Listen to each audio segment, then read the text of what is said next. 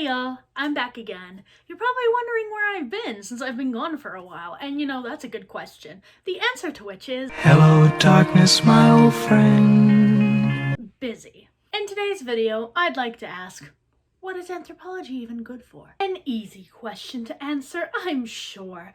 Anthropologists have only been asking themselves this question for the last 40 years. But they won't have to after today, for I, yes I, a 25-year-old grad student, have the ultimate answer for all of my discipline's woes. You see, after being trapped in Texas in the middle of a crisis turducken, I had a lot of time to think, and I started to wonder to myself, reading books and talking about theory is great and all, but how does any of that nerd shit actually help anyone? Well, since this is an anthropology channel, we're going to explore this question like anthropologists, meaning that I'm going to tell a long-winded story that will hopefully illustrate the point I'm trying to make. So please join me as I rationally and calmly describe my trials to you. Let me set the scene. Valentine's Day, and my family runs in town to pick up takeout. The wind is chilly, the roads are icy, and after barely making it home in one piece, we enjoy the rest of the night until, gasp, the lights go out. But it's already 2 a.m., the lights will be back in the morning, might as well head to bed then. Except in the morning, the electricity is not back, and we find out that because of the power outages, our water is now unsafe to drink and needs to be boiled before use. Which is annoying, but not difficult, because all you have to do is put a pot of water on your electric stove and, uh-oh! But that's fine. It's not like you needed water for anything, and the electricity will be back by dinner time, right? Spoiler alert, it wasn't back by dinner time, or the dinner after that, and so our meals had to be cooked on a barbecue pit in the freezing rain. But who cares about that? No electricity and no Wi-Fi means great family bonding time, and you can do all the great fun activities you normally would, like complaining about how cold it is, trying to sleep even though it's too cold, and snapping at your family members because you're all exhausted. Doesn't sound like fun? Well, how about wrapping your shaking, crying dogs in blankets, not being able to bathe or wash anything, in fact, and constantly bickering with family because you're all exhausted? But hey, we can't really expect an electricity company to provide electricity to its users, but I'm sure that they'll give us a swift response to all of this and promptly tell everyone when their power will be back on. Oh. Okay, well, that sucks, but at least we can count on our politicians to punish them for mishandling a crisis. And Ted Cruz is in Cancun. Well, that's just fine. That's totally fine. Why would I ever anticipate that corporations, or I don't know, politicians that are elected by constituents to actually help those constituents?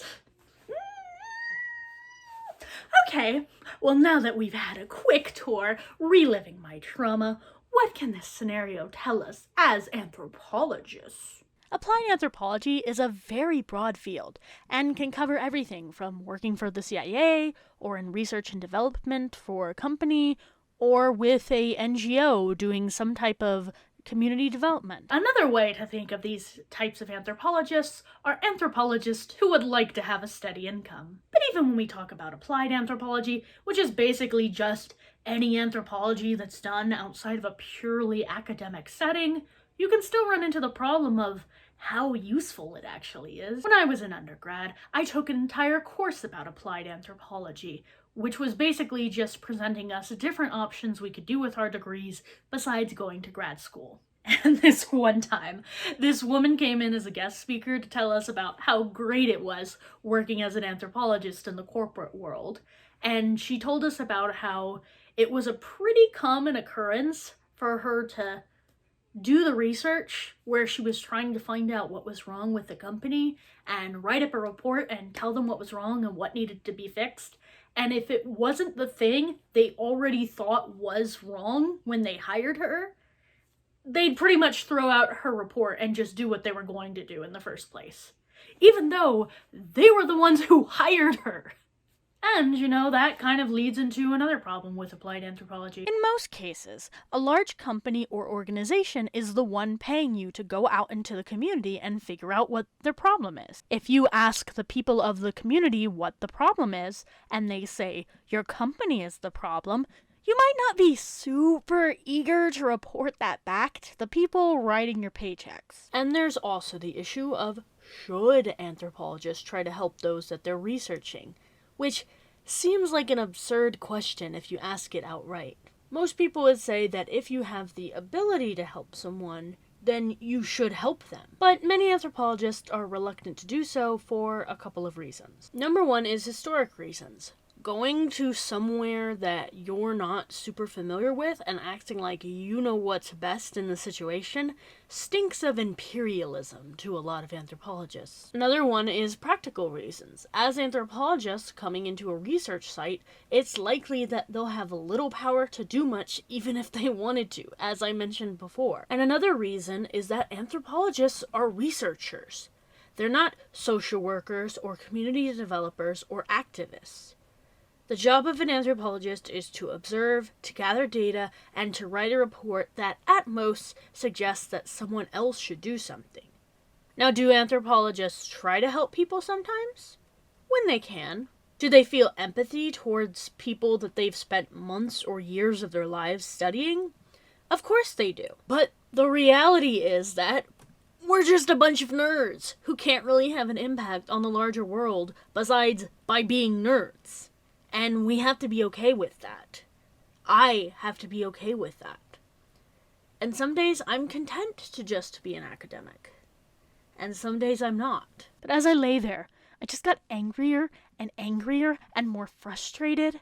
I felt like I was being held hostage by people who wouldn't care what happened to me or my family or anyone else that I cared about. And maybe you think I'm being dramatic. I mean, I made it out safe and sound. I'm right here. But others didn't. And I didn't want to make this video about being angry. But I'm so angry. After going through all of this, I still feel a little panicky whenever I walk into a dark room. When I wake up in the morning, I have to jump up right away to turn on the light to make sure the electricity is still there. I made this video to try and work through some of this anger and try to do something, anything that felt productive. And I'm not going to sit here and pretend I have any answers like I joked about in the beginning. The pandemic and this winter storm have shown what happens when our lives are ruled by uncaring corporations and politicians that care more about numbers going down than people's lives. So I'm going to use the little bit of power I have by having this YouTube channel to ask you to do a couple things. If you live in the US, there's going to be some contact information down below to contact Texas politicians. Tell them that they need to do better by the people that they're supposed to represent, and that Ted Cruz, who has continuously shown himself to be a coward, who does not care for the people who elected him, needs to be removed from office. Thank y'all for listening, and if you like what I do here, feel free to leave a comment below or hit subscribe. This video was really tough to make, and I'd really like to get some feedback to hear if this helped anyone. So until next time, bye y'all.